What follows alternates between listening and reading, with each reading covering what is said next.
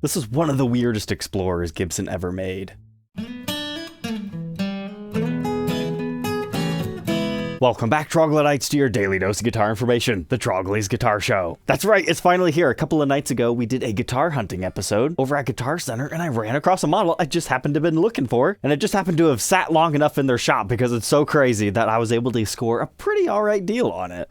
So let's go ahead and see what is hiding in this brown case, because, I mean, we've documented a few of these in the past, but none of them have had the MINI-Humbuckers. That's right, my friends. When's the last time you've seen an Explorer with MINI-Humbucker pickups in it? It's awesome. It would have been cooler had they been Firebird pickups, but that's alright. We've got the pull pieces and their ceramic magnets. So this is part of the X-Plorer Studio series. If you don't know, from the year 2002 until 2008, Gibson rebranded the X-Plorer as the X-Plorer as an attempt to be edgy. So if you've ever been playing Guitar Hero and you're selecting through all your guitars and you notice X-Plorer is spelled weird, that is why. So just to clarify, your regular full-size Explorer was also called an X-Plorer. Now this one is a Union Jack. You can check out this episode if you want to learn more on it, but this one is not from 2002. This is usually the version most people think of when they think Explorer, but this is the X-Plorer Pro. These beasts are awesome. Mother of pearl inlays, ebony fretboard, binding on it, mother of pearl logo on the headstock, flame maple cap with binding, and these are shrunken down 10% of a normal Explorer. So kind of similar in the vein of like the Baby Dean Explorers. It's not a lot, but if you've always felt a normal Explorer was a little bit too big on you, that's when these things come into play. So these things are pretty cool. Top of the line fancy boys of their new shrunken Explorer style. But they also made a studio version. Now the studio versions have a few different finishes that you can find, but what we have right here is one of the swamp ash varieties. As you can see, we don't have the binding anymore. We don't have the figured maple top. We just have regular dot inlays. It's a rosewood board, no binding along the edges. You still keep the Gibson mother of pearl logo, so that's cool. And you get your mahogany neck. But besides the satin finish on the swamp ash version, there were some gloss colors offered, such as Studio Copper, Studio Blue, Studio Green, Studio Red, and Studio Yellow. However, there appears to have been two different runs of the X-Plorer Studios. A version with two ceramic humbuckers, the 496R 500T, and then the one we're primarily talking about today, the ceramic MINI-Humbuckers. So this is the Studio Orange color. It looks very similar to that Les Paul Studio that we just recently documented in the Trey Tuesday series. So you can find all those cool metallic colors on these with both double humbuckers and MINI-Humbucker variations. Otherwise, they seem to be spec'd about the same. And I just happened to get lucky on Reverb one night. I found an old spec sheet of it, back from when these were first introduced in the same color that we're seeing here. So you can see some of the original marketing material here telling you it's a slightly smaller Explorer, and you should give it a try. But if you look here, it actually says these are made out of basswood. And then underneath it, it has swamp ash. Now there was some talk that maybe the later ones were made out of poplar. I can't verify that at this particular point in time because that's the spec sheet for the MINI-Humbucker version.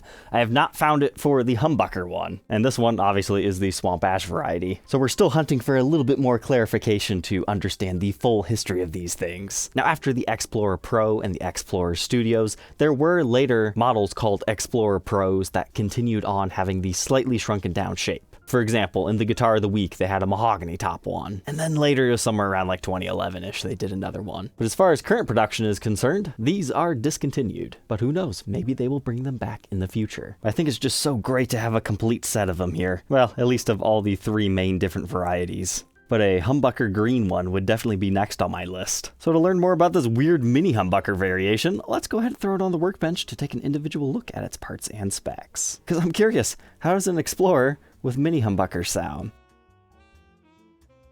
Inside our very unique Explorer, this thing cleaned up beautifully. When I had gotten it, there was like some weird tape residue by our neck pickup. You could definitely tell people had been handling this all over at Guitar Center. And the frets were very oxidized. There was some weird stuff embedded within the grain of the wood on our fretboard. It looked pretty dry. Thankfully, pretty much all that stuff came off, and our board's a lot darker after being conditioned, and our frets are nice and polished. What's cool about it being clean is you can actually see like finish defects underneath the paint. There's wood grain or splotches within the wood that they had to fill in or something going on with our paint. I noticed that in a couple of areas. But so far, these were the only slightly deeper scratches that didn't come out. And hard to see on camera, but we can actually tell it's a three-piece body. There's one seam line right here, another one that runs straight up there, And then it wouldn't surprise me if there's another one over here, but I do not personally see it. So from what I can tell, it's just this chunk, then there's a big chunk there, and then you've got basically half the body over here. Oh, I think I found the fourth piece. Again, you're not going to be able to see it in camera, but I think there's another one right here. So I believe that is a 4-piece basswood body after all. No wonder they cover them up in fancy finishes. Here we can see our long neck tenon, kind of crude in here, definitely not cleaned up as far as the wood goes. That's pretty common in the Henry J era. Barely make out the maple truss rod cap. And here's our bridge pickup cavity, but now let's check out these pickups. They cleaned up quite beautifully. They just have your patent number on the back, no additional stickers. We do have a handwritten R right there, R standing for rhythm, and then this one has an L for lead. Somebody's probably replaced our screws on this, because it doesn't have enough strength to actually do their job. I didn't have the exact style Gibson screws, but at least these things work a lot better. These pickup rings, they're just like the toppers they put on humbuckers when they want to give them a fancy look. They're very thin. It basically gives them a Firebird-like vibe, except for Firebird pickups don't have the exposed pole pieces and they're constructed differently than a Mini-Hummer. But it is fun to note how ridiculously long the lead lengths are. But within the circuit, the bridge is 6.16 k ohms, neck position at 6.13, and the middle for fun, 3.07. So that seems about right for regular Mini-Humbuckers. Now our bridge and tailpiece setup. Just your regular PW branded version, and a full weight tailpiece. Now, as far as our controls, regular X-Plorer, neck volume, bridge volume, master tone. However, I noticed this in the Guitar Center stock photos. The middle knob looked like it had been replaced, so I wanted to see it in person to see, was that just catching the light strange? No, definitely replaced. Look at the font of that. It's pretty close, but if you come over here to the real Gibsons, they're a little bit more bold. Not a big deal, most people probably wouldn't even notice. Moving on from our at least 3-piece basswood body, we've got the mahogany neck with the rosewood fretboard and our acrylic dot inlays up and down. It's just 22 frets, medium jumbo style wire. Got a little bit of coloration within this fretboard, but no binding or anything like that. Very important to remember, this is still a full scale length, 24 3/4 inches. Only the body has been shrunk. Got a nut width of 1.7 inches. That increases to 2.08 by the 12th. First fret neck depth 0.84 and 0.93 at the 12th. Here's that neck profile at the 1st fret and the 12th fret. You can see it almost becomes a little bit more of a D shape by the 12th, but it's a little bit more rounded in the beginning areas.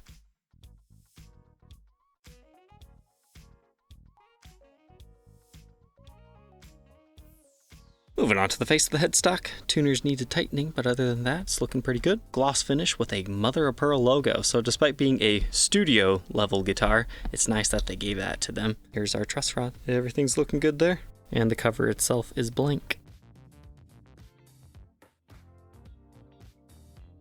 Moving on to the back, let's take a look at our control cavities. Since these don't have pick guards, we actually have to have 2, so here's what our 3-way toggle switch cavity looks like, and it's the same length as the one they use for our controls over here. We've got our Gibson branded pots, with an output jack on the side, with a strap button here, and at the base of the heel. And if you get this one in the light just right, you can see the seam lines through the finish and some of those other like filler spots we were talking about earlier. I think we do see some of the regular wood exposed right here. It doesn't seem like they were using the highest quality lumber on this run. But oh well, it's a freaky unique model now. We're not judging it based on it being currently available. And this is actually a first year example, very early 2003, for this particular studio model anyways.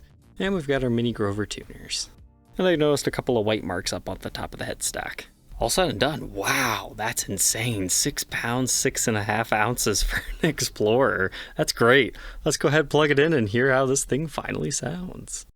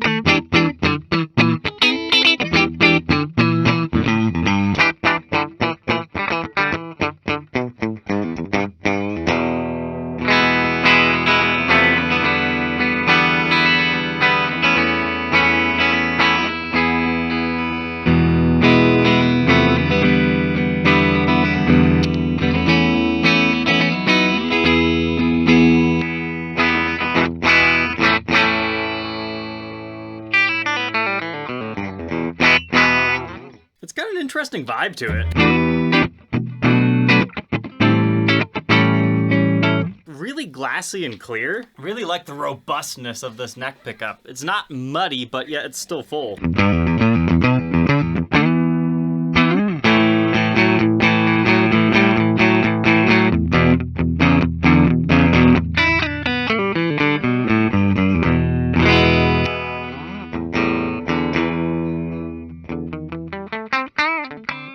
I think we need to raise this bridge pickup though. 5 minutes later. Yeah, now it's a lot brighter. I don't know if that's a good or a bad thing. I guess it depends what you're trying to do.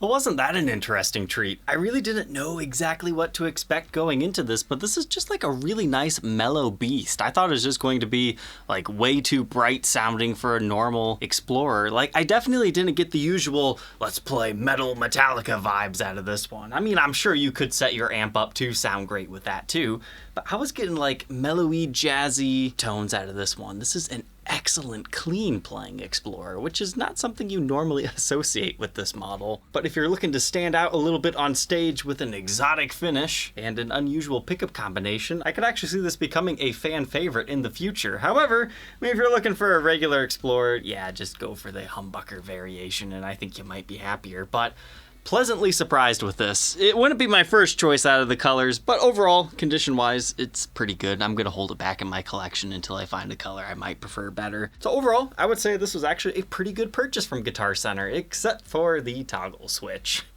So a couple of times during playing, I would switch to the bridge pickup and the sound would cut out.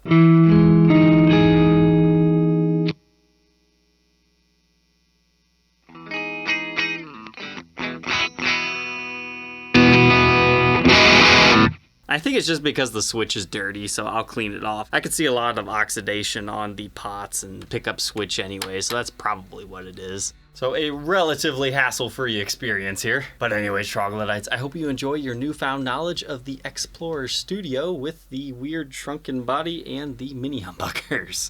And we'll catch you tomorrow on the next episode. Take care.